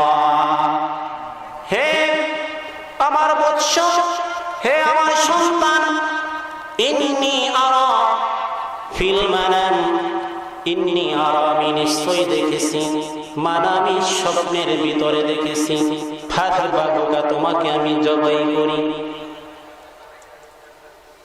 ফানজুর মাযা তারা, তোমার অভিমতটা আমাকে দাও। ভাইরা, আপনার সন্তান 10 বছর বয়স, আপনি যদি সেখানে নিয়ে সাথে নিয়ে যদি তার কাছে জিজ্ঞাসা করেন, সন্তান আমি সাথে ছুরিও নিয়েছি, রশিও নিয়েছি, আমি তোমাকে জবাই, তুমি রাজি হলেও করব, ইচ্ছা না থাকলেও করব, আপনার সন্তান কি রাজি হবে? হবে? আর আপনার কোল থেকে নেমে 200 কিলোমিটার বেগে দৌড় দিবে আর বলবে এটা কি বাবা না সেকেন্ড আজরাইল? কি বলবে? সেকেন্ড আজরাইল। এই কথা কেন বলবেন? আর ইসমাঈল আলাইহিস সালাম কেন এই কথা বললেন না? এখানে একটি প্রশ্ন আমি সামনে আপনাদেরকে আলোচনা করব। ভাইরা আমার, ইসমাঈল আলাইহিস সালাম বললেন, ইয়া আবাতি সাতাজিদুনি ইনশাআল্লাহু মিনাস সাবিরিন। হে আমার পিতা, আপনি যেই স্বপ্নটা দেখেছেন, স্বপ্নটাকে আপনি পরিপূর্ণ করে নেন। সাতাজিদুনি ইনশাআল্লাহু মিনাস সাবিরিন, আমাকে নিশ্চয়ই সবরশীলদের মধ্যে, ধৈর্যশীলদের মধ্যে আমাকে আপনি পাবেন। সুবহানাল্লাহ। এবং শুধু তাই নয়, সন্তান বাবাকে বলে, বাবা বাবা আপনি যখন আমাকে জবাই করবেন, যখন জবাই করবেন আমাকে আপনি একটু আপনার চক্ষুটা বেঁধে নিয়েন। 10 বছরের সন্তান, ক বছরের সন্তান? 10 বছরের সন্তান। বাবা আপনি যখন আমাকে জবাই করবেন আপনি চক্ষুটা বেঁধে নিয়েন, তা না হলে আপনার, আমি খুব আদরের সন্তান, যখন আপনার চক্ষুটা আমার এই 2 চক্ষের সাথে মিলে যাবে আপনার খুব মায়া লাগবে। এই মায়া লাগার কারণে আপনার জবাই করতে আমাকে একটু বিলম্ব হবে। ভাইরা আমার, যখন ইসমাইলকে শোয়া নিলেন, একটা মানুষ একজনকে জবাই করতেছে, এখানে যদি তার নিজের ইচ্ছা না থাকে তাহলে কিন্তু সম্ভব নয়। আপনি একটি পশু জবাই করতেছেন, অনেকগুলো রশি দিয়ে বেঁধে নিচ্ছেন, 2-3 জনে ধরে নিচ্ছেন। ভাইরা আমার, তখন এখানে যখন ইসমাইলকে জবাই করলেন, পয়গম্বর চক্ষু বুজে ছুরি চালিয়ে দিলেন। ছুরি চালানোর পরে হাতের মধ্যে রক্ত, গরম রক্ত যখন এসে গেল, ইব্রাহিম আলাইহিস সালাম চক্ষু বুজে আল্লাহর কাছে বললেন, আল্লাহ আমার খুব আদরের সন্তান ছিল ইসমাইল, 86 বছর বয়সের সময় তুমি একটা আমাকে সন্তান দিয়েছিলা, এই সন্তানটাকেও আমি তোমার নামে কোরবানি করে দিলাম। বলো আল্লাহ, বলো আমার কোরবানিটা তোমার কাছে কবুল হয়েছে কিনা। বন্ধুরা আমার, ও যুবক ভাইরা, যেই সন্তানটা 10 বছরের সন্তান, আল্লাহ এই আয়াত, আল্লাহর অর্ডারকে আল্লাহর নবী ইব্রাহিম আলাইহিস সালাম বলার সাথে সাথে তিনি রাজি হয়ে গেলেন। কেন রাজি হয়ে গেলেন? আর আমাদের সন্তানগুলো কেন রাজি হচ্ছে না? কোন ধর্মীয় কাজে কেন আপনার রাজি হচ্ছে না? আপনি যদি এরকমই একটা পরীক্ষা দেন, আপনার সন্তান কখনো রাজি হবে না। কেন হবে না বলবো? এর কারণ, আপনার সন্তানকে যে আপনি টিভি কিনে দিয়েছেন, আপনার বাসায় যে আপনি টিভি কিনেছেন, আর সেই টিভি 21 ইঞ্চি, 48 ইঞ্চি, আর কত ইঞ্চি। আমি এক বাসায় গিয়েছিলাম, কত বড় যে টিভি, আমি বললাম এরকমেরও কি টিভি হতে পারে? কত সস্তা। এই সন্তানটাকে আপনি টিভি কিনে দিয়েছেন, আপনার সন্তানকে আপনি মোবাইল কিনে দিয়েছেন, মোবাইল দিয়ে সারাদিন সে ফেসবুক দেখতেছে, ইউটিউবের মধ্যে যা কিছু সে দেখতেছে। আপনার এই সন্তান কিভাবে আপনার অনুগত হবে? কেমনে হবে? এটাও কি সম্ভব হবে? ভাইরা আমার, আপনার এই সন্তানকে আপনি টিভি কিনে দিয়েছেন, এই সন্তানটা টিভি দিয়ে সারাদিন স্টার জলসার মধ্যে পড়ে থাকলো, জি বাংলার মধ্যে পড়ে থাকলো।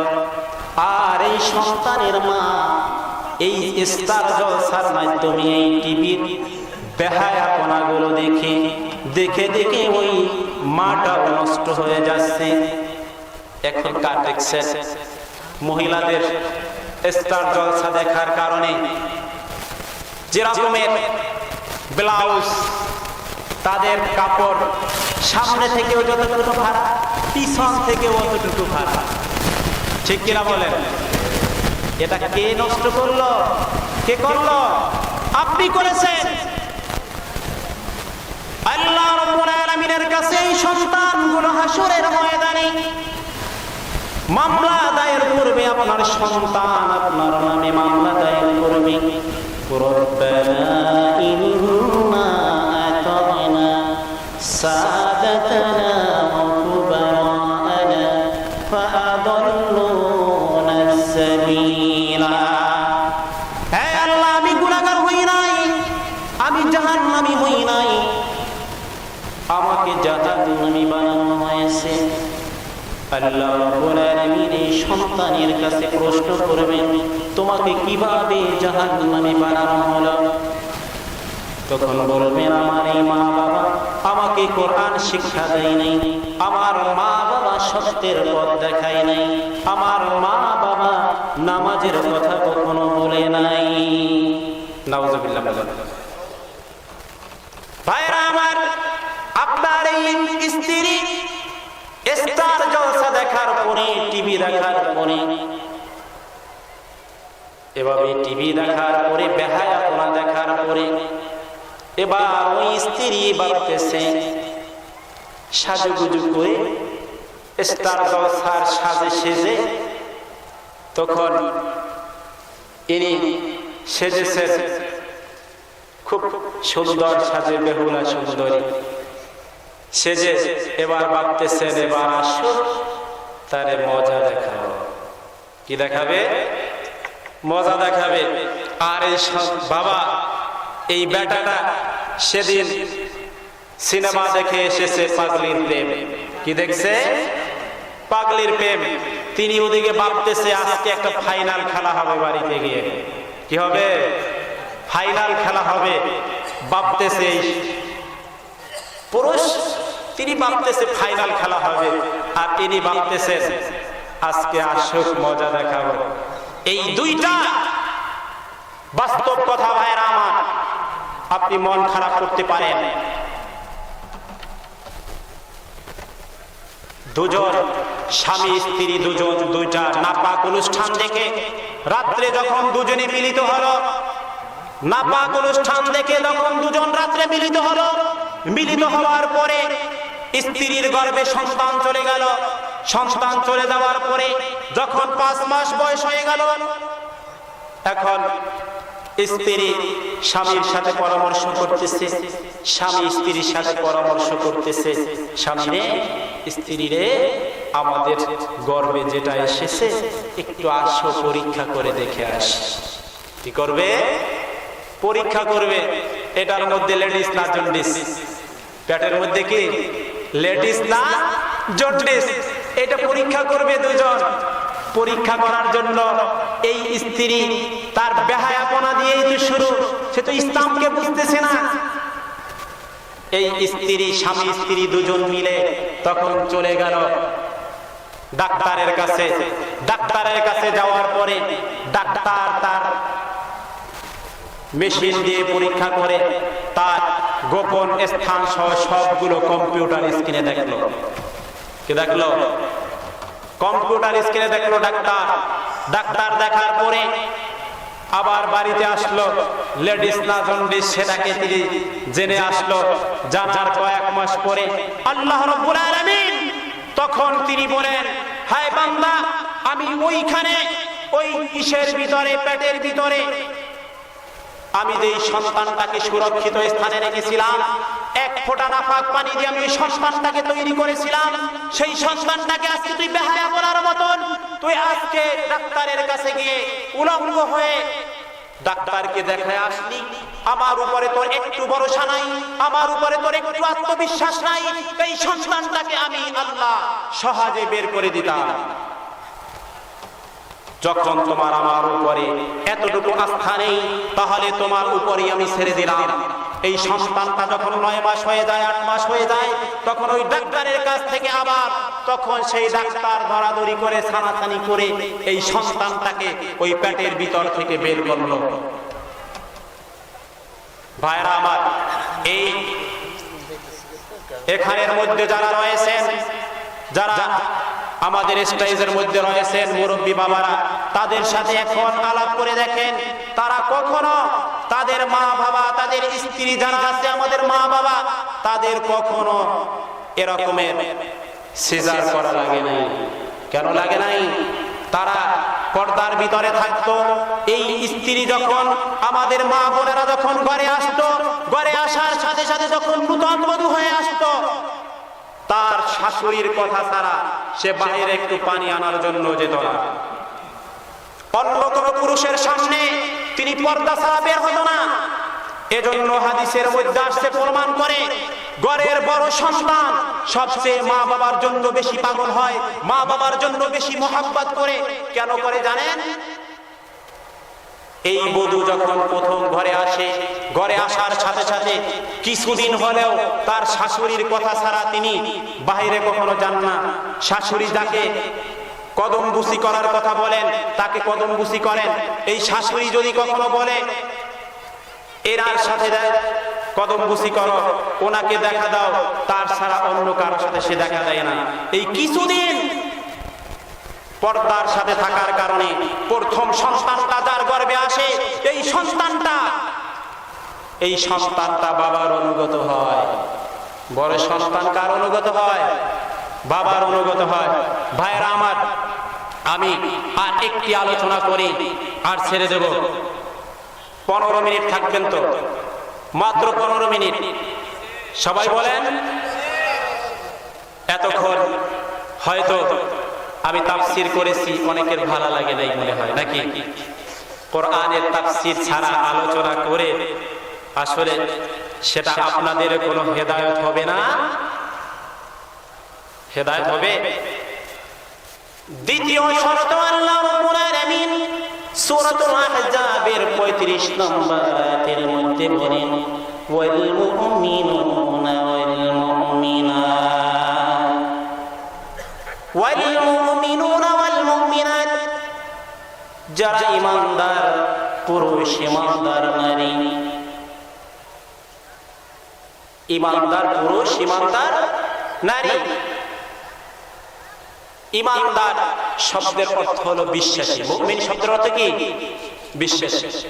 আল্লাহ রাব্বুল আলামিন কোরআনুল কারীমের মধ্যে বলেন, قد أفلح المؤمنون الذين هم في صلاتهم خاشعون। قد أفلح المؤمنون, ওই সকল লোকগুলো সফল হয়ে গেছে। الذين هم في صلاتهم خاشعون, যারা সালাত আদায় করেছে, নামাজ আদায় করেছে খুশু এবং খুজুর সাথে। খুশু এবং খুজুর সাথে।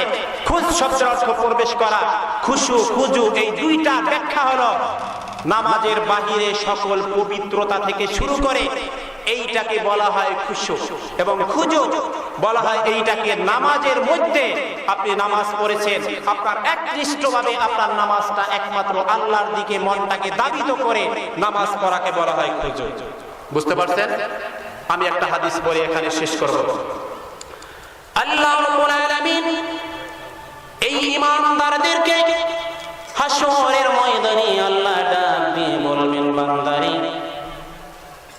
কিছু কাগজ, ছেঁড়া ফাড়া কিছু কাগজ, এই বান্দাদেরকে ডাক দিয়ে বলবেন, আব্দুল করিম আসো, এই নাও। বলবেন, আল্লাহ কি নেব এটা? তখন বলবেন, এইটা তোমার নামাজ, এইটা তোমার নামাজ। তখন বলবেন, আল্লাহ আমার নামাজ কি ছেঁড়া ফাড়া ছিল?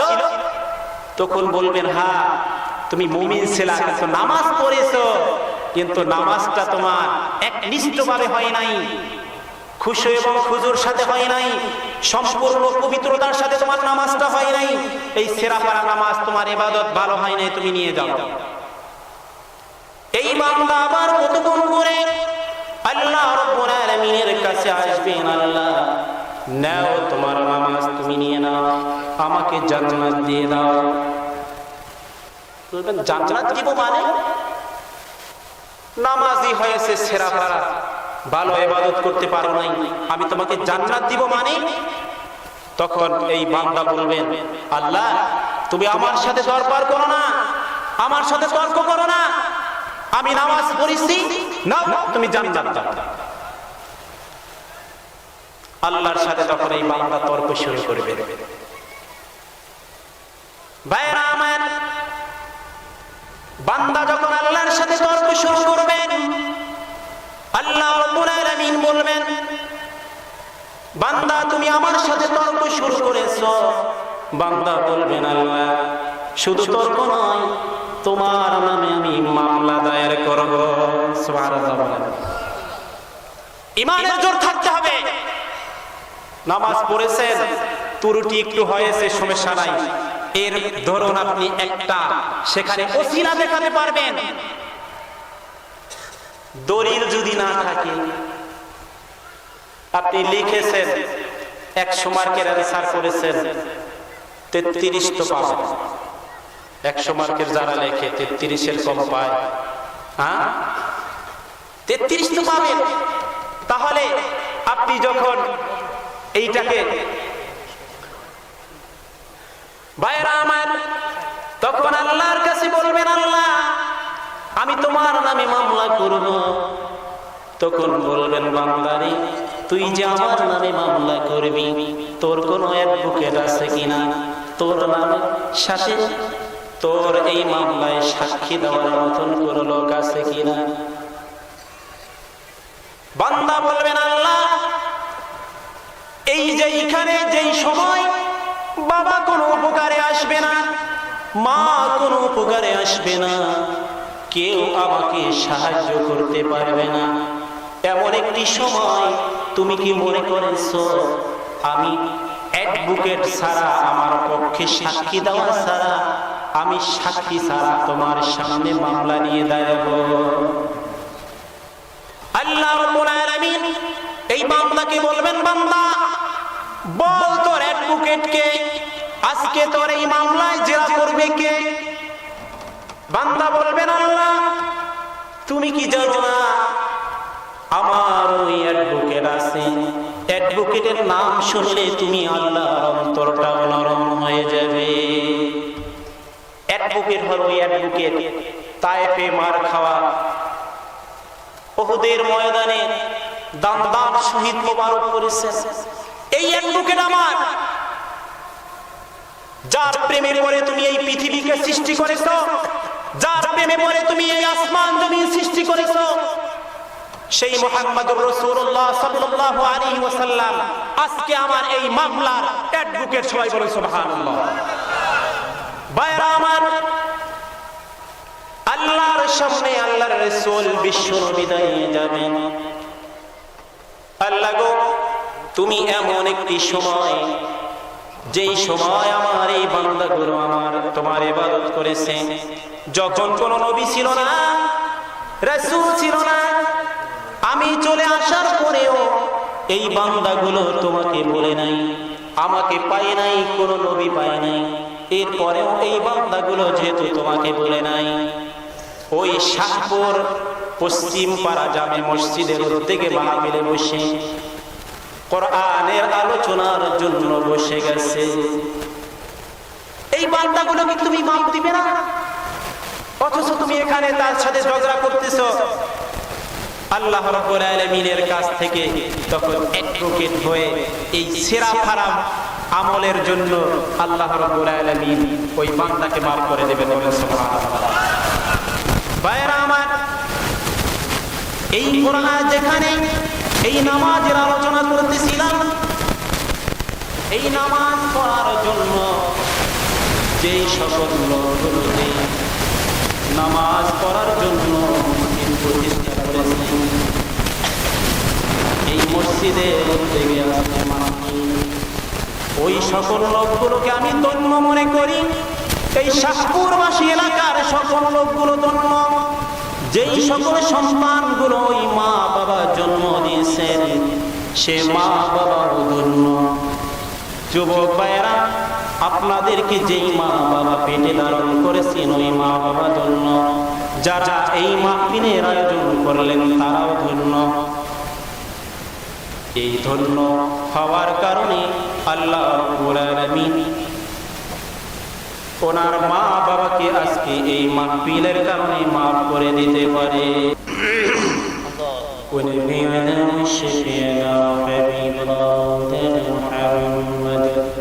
সাল্লাল্লাহু আলাইহি ওয়া আলিহি ওয়া আসহাবিহি ওয়া বারিক ওয়া সাল্লাম।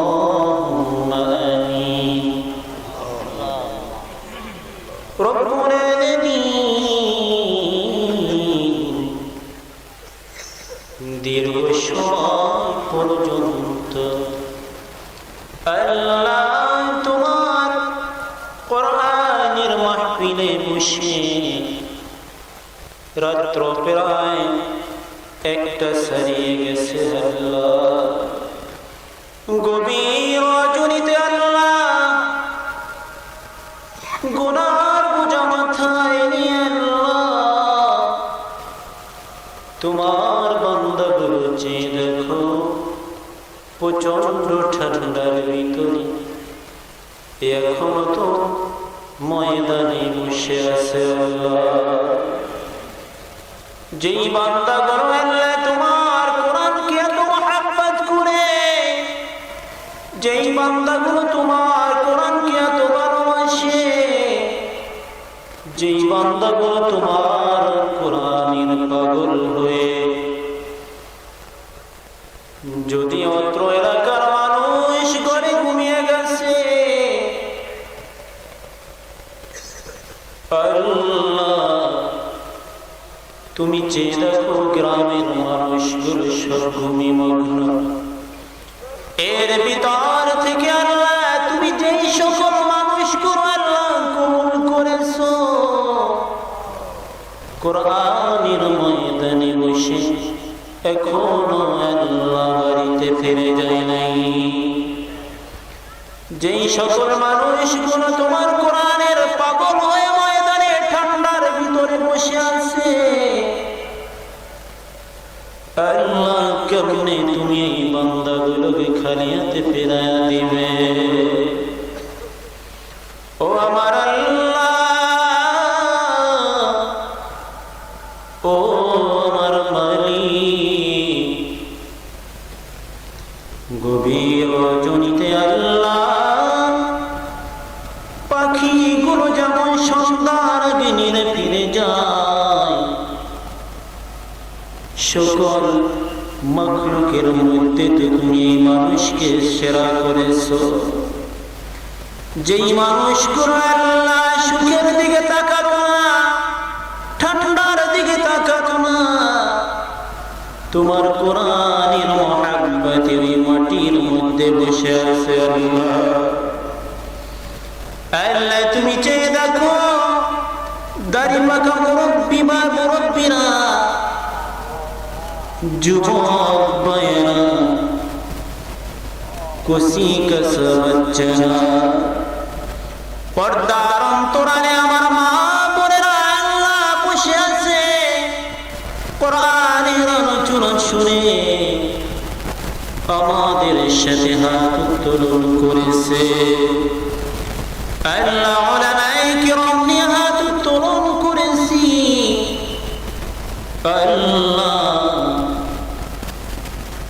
মসজিদে উদ্যোগে মাহফিল আল্লাহ ময়দানে বসে যেই সকল লোকগুলো আল্লাহ যাদের অক্লান্ত পরিশ্রমের মাধ্যমে মাহফিলটা আয়োজন করল, যেই মুরব্বী বাবারা, যুবক ভাইয়েরা আল্লাহ এই মহল্লার লোকগুলো আল্লাহ তুমি এই কোরআনের উসিলায় তাদেরকে মাফ করে দাও। ও মালিক তুমি আমাদের কাউকে খালি হাতে ফিরায়া দিও না মালিক, যদি আমাদেরকে তোমার দুয়ার থেকে ফিরায়া দাও, ভিক্ষুক এক দুয়ার থেকে ফেরায় দিলে আরো 5 দুয়ার থেকে ভিক্ষা নিয়ে ঘরে ফিরে যায়। ও মালিক আমাদেরকে যদি তুমি ফিরিয়ে দাও, আমাদের তো আর যাওয়ার জায়গা নাই। তুমি তোমার বান্দাদেরকে যদি জান্নাতে ফিরে দাও, তোমাকে তো কেউ প্রশ্ন করতে পারবে না। তুমি যদি আমাদেরকে জাহান্নামে ফেলে দাও, তোমাকে তো কেউ জিজ্ঞাসা করতে পারবে না। আল্লাহ তোমার প্রথম সৃষ্টি আদমকে আল্লাহ তিনি একটি ভুল করার পরে 360 বছর কাটার পরে তোমার কাছে যখন তোমার বিশ্ব নবীর উসিলা করে, তোমার দোস্তের উসিলা করে ক্ষমা চাইল, আল্লাহ তুমি আদমকে ক্ষমা করে দিলে। আল্লাহ আমরা তো সেই আদমের সন্তান, আমরা তো তোমার সেই বিশ্ব নবীর উম্মত, আমাদেরকে তুমি মাফ করে দাও গো আল্লাহ। এতিম নবীর খাতিরে তুমি মাফ করে দাও আল্লাহ। এই মাসে তো তোমার বিশ্ব নবী দুনিয়ায় আগমন করেছেন, তোমার বিশ্ব নবী এই দুনিয়া থেকে আল্লাহ তুমি এই মাসে তাকে তুমি নিয়ে গেছো আল্লাহ। আল্লাহ তোমার এতিম নবীর খাতিরে তুমি মাফ করে দাও আল্লাহ। যাদের ওসিলায় এই মাহফিলটা আজকে আয়োজন হলো আল্লাহ, এই ভাইদেরকে তুমি কবুল করে নাও আল্লাহ। এই মাহফিলটাকে আল্লাহ কাল হাশরের ময়দানে নাজাতের দরিয়া হিসেবে আল্লাহ তুমি কবুল করে নাও আল্লাহ।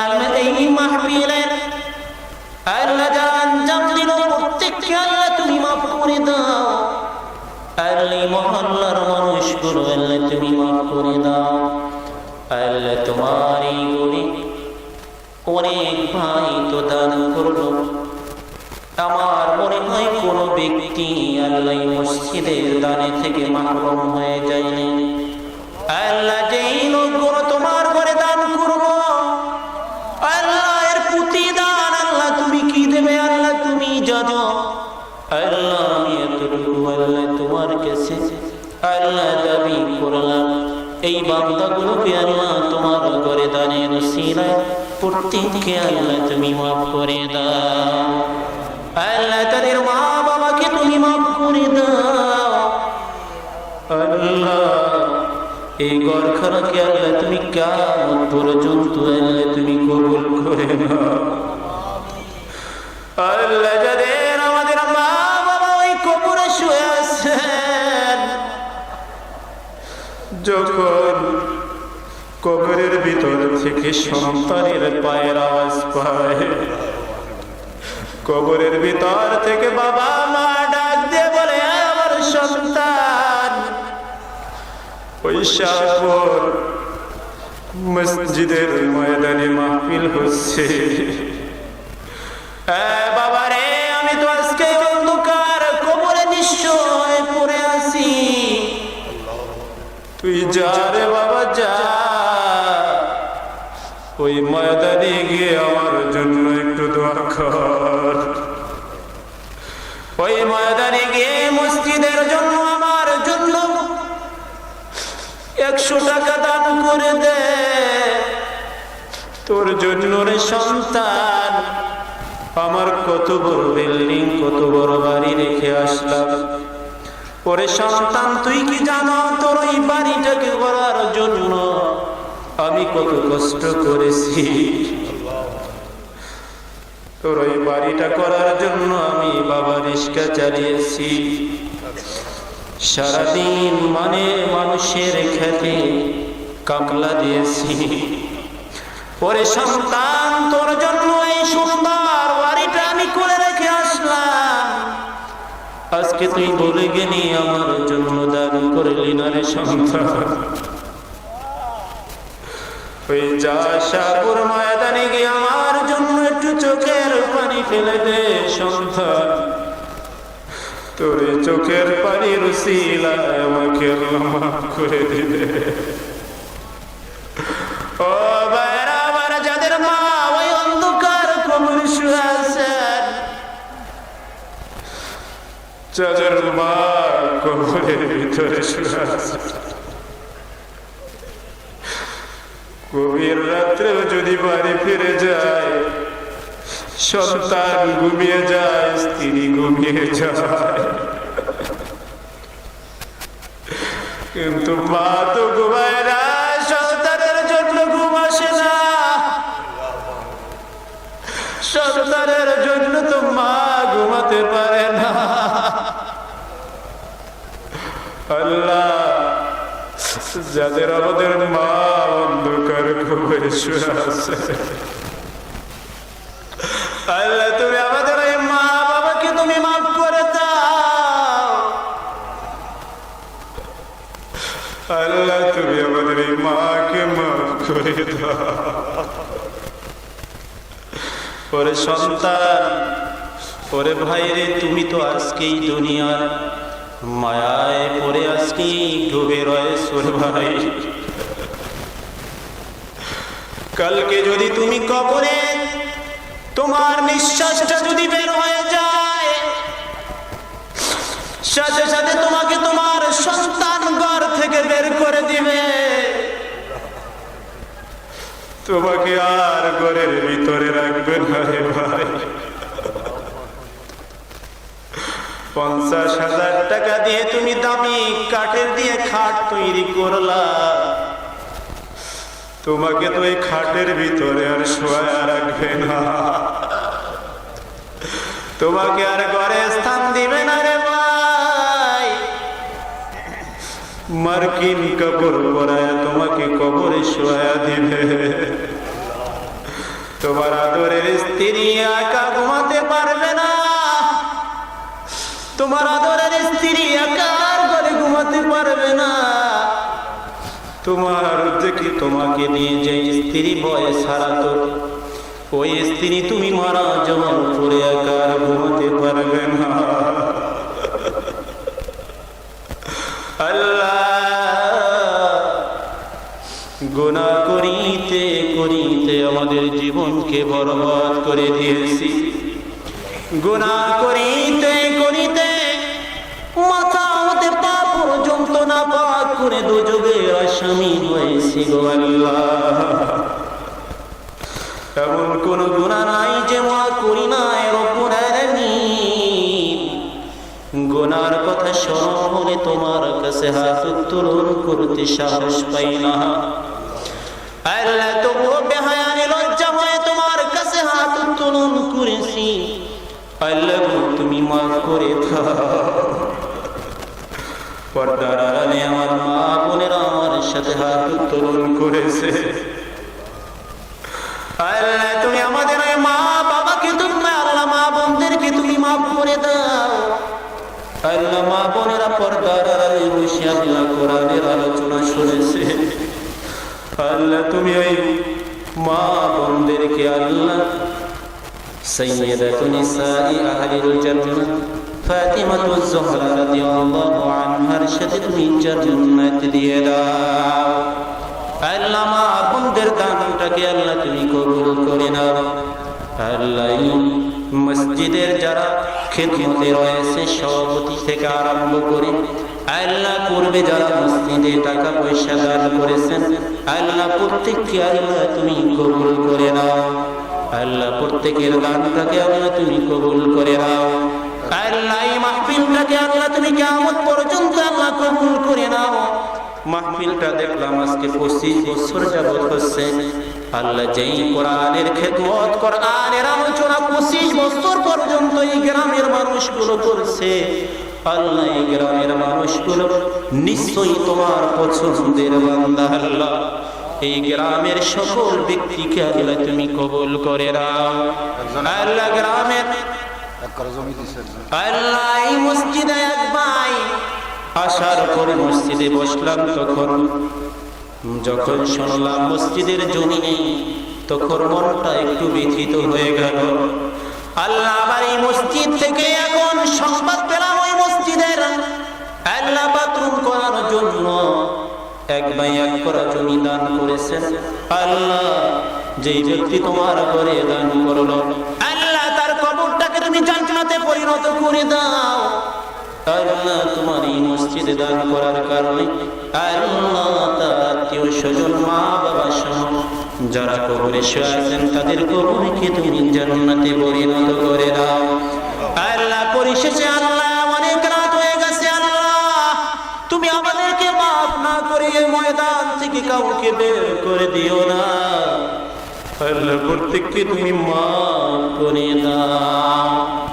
আল্লাহুম্মা সাল্লি সালাতান কামিলা ওয়া সাল্লিম সালামান তাম্মান আলা সাইয়্যিদিনা ওয়া মাওলানা মুহাম্মাদিন আল্লাযী تنحل به العقد وتنفرج به القرب وتقضى به الحوائج وتنال به الرغائب وحسن الخواتم ويستسقى الغمم بوجهه الكريم وآله وصحبه في كل لمحة ونفس بعدد كل معلوم لك يا الله يا الله